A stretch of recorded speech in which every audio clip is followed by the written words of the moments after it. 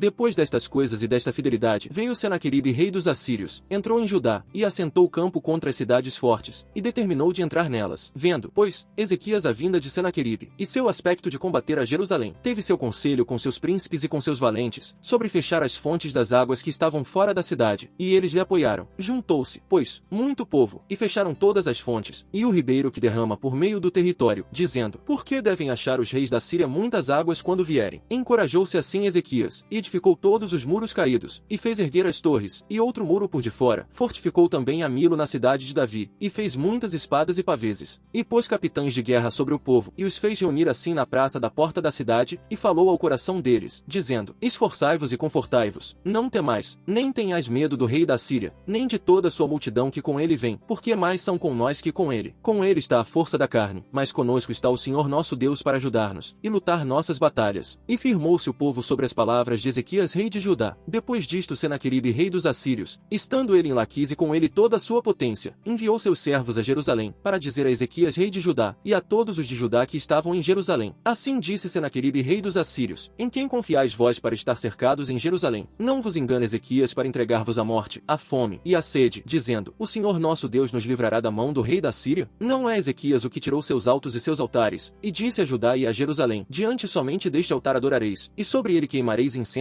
Não sabeis o que eu e meus pais fizemos a todos os povos da terra? Puderam os deuses das nações das terras livrar sua terra de minha mão? Que Deus havia de todos os deuses daquelas nações que destruíram meus pais, que pudesse salvar seu povo de minhas mãos? Por que poderá vosso Deus livrar-vos de minha mão? Agora, pois, não vos engane Ezequias, nem vos persuada tal coisa, nem me creiais, que se nenhum Deus de todas aquelas nações e reinos pode livrar seu povo de minhas mãos, e das mãos de meus pais, quanto menos vosso Deus vos poderá livrar de minha mão. E outras coisas falaram seus servos contra o Deus do Senhor, e contra seu servo Ezequias. Além de tudo isto escreveu cartas em que blasfemava ao Senhor o Deus de Israel, e falava contra ele, dizendo, como os deuses das nações dos países não puderam livrar seu povo de minhas mãos, tampouco o Deus de Ezequias livrará ao seu das minhas mãos. E clamaram a grande voz em judaico ao povo de Jerusalém que estava nos muros, para espantar eles e pôr-lhes temor, para tomar a cidade. E falaram contra o Deus de Jerusalém, como contra os deuses dos povos da terra, obra de mãos de homens. Mas o rei Ezequias, e o profeta Isaías filho de Amós, oraram por isto, e clamaram ao céu. E o Senhor enviou um anjo, o qual feriu a todo valente e esforçado, e aos chefes e capitães no campo do rei da Síria. Voltou-se, portanto, com vergonha de rosto à sua terra, e entrando no templo de seu Deus, ali o mataram a espada os que haviam saído de suas entranhas. Assim salvou o Senhor a Ezequias e aos moradores de Jerusalém das mãos de Senaqueribe rei da Síria, e das mãos de todos, e preservou-os de todas as partes. E muitos trouxeram oferta ao Senhor a Jerusalém, e a Ezequias rei de Judá, ricos presentes, e foi muito grande diante de todas as nações depois disto. Naquele tempo Ezequias enfermou de morte, e orou ao Senhor, o qual lhe respondeu, e deu-lhe um sinal. Mas Ezequias não pagou conforme ao bem que lhe havia sido feito, antes se enalteceu seu coração, e foi a ira contra ele, e contra Judá e Jerusalém. Porém Ezequias, depois de haver se orgulhado seu coração, se humilhou, ele e os moradores de Jerusalém, e não veio sobre eles a ira do Senhor nos dias de Ezequias. Possuía Ezequias muitíssimas riquezas e glória, construiu depósitos para guardar prata, ouro, pedras preciosas, especiarias, escudos e todo tipo de objetos de valor, também depósitos para as rendas do grão, do vinho, e azeite, estábulos para toda sorte de animais, e currais para os gados. Fez para si também cidades, e rebanhos de ovelhas e de vacas em grande quantidade, porque Deus lhe havia dado muita riqueza. Foi Ezequias que bloqueou o manancial superior da fonte de Gion e canalizou a água para a parte oeste da cidade de Davi. Ele foi bem sucedido em tudo o que se propôs a fazer.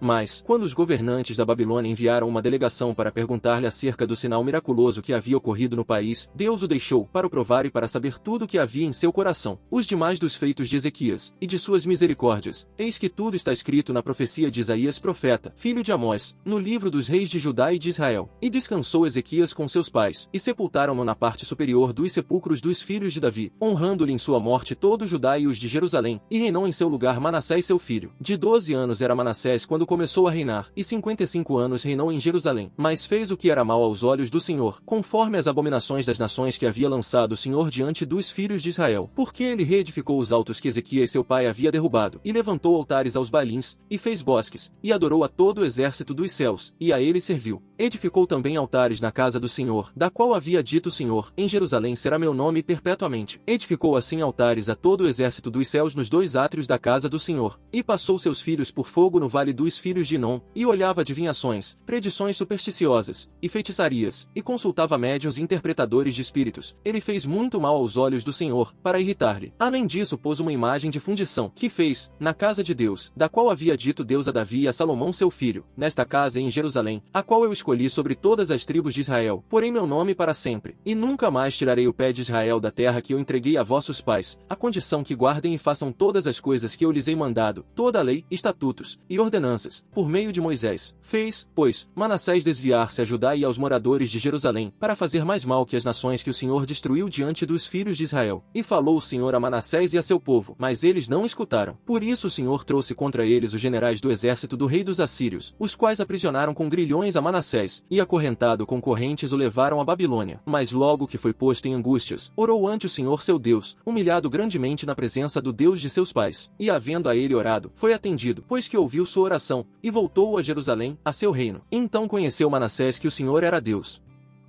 Mas agora, como nessas regiões não há mais lugar em que eu precise trabalhar, e já por muitos anos tive grande desejo de ir até vós, quando eu for para a Espanha, pois espero vos ver no caminho, e receber ajuda de vossa parte para a viagem, depois de primeiramente ficar um tempo satisfazendo o desejo de estar convosco. Mas por ora, vou a Jerusalém, a fim de auxiliar os santos, pois, aos da Macedônia e Acaia pareceu bem fazer uma contribuição para os pobres dentre os santos que estão em Jerusalém. Isso lhes pareceu bem, como quem está em dívida para com eles, porque, se os gentios foram participantes dos seus bens espirituais, devem também ajudá-los com os materiais. Assim que eu concluir isso, e garantir a entrega desse fruto a eles, partirei para a Espanha passando para vos visitar. E sei que, quando chegar até vós, virei com a plenitude da bênção de Cristo. Rogo-vos, porém, irmãos, pelo nosso Senhor Jesus Cristo, e pelo amor do Espírito, que luteis comigo em orações a Deus por mim, para que eu esteja livre dos rebeldes na Judéia, e que este meu serviço em Jerusalém seja bem aceito pelos santos, a fim de que eu possa chegar até vós com alegria, pela vontade de Deus, e que eu possa descansar convosco, e o Deus da paz esteja com todos vós. Amém. Eu vos recomendo a nossa irmã Febe, que é servidora da igreja que está em Cencreia, para que a recebais no Senhor, como convém aos santos, e para que a ajudeis em qualquer coisa que necessitar de vós, pois ela tem ajudado a muitos, inclusive a mim mesmo. Saudai a Priscila e a Áquila, meus cooperadores em Cristo Jesus. Arriscaram a vida por mim, sou grato a eles, não apenas eu, mas todas as igrejas dos gentios. Saudai também a igreja que se reúne na casa deles. Saudai Epêneto, meu amado, que é o primeiro fruto da Ásia para Cristo. Saudai Maria, que trabalhou muito por vós. Saudai Andrônico e Júnia, meus parentes, e meus companheiros na prisão, que são notáveis entre os apóstolos, e também estavam antes de mim em Cristo. Saudai Amplíato, meu amado no Senhor. Saudai Urbano, nosso cooperador em Cristo, e Estaques, meu amado. Toma a roupa daquele que fica por fiador de estranho, toma como penhor daquele que fica por fiador da estranha. O pão da mentira é agradável ao homem, mas depois sua boca se encherá de pedregulhos. Os planos são confirmados por meio do conselho, e com conselhos prudentes faze a guerra.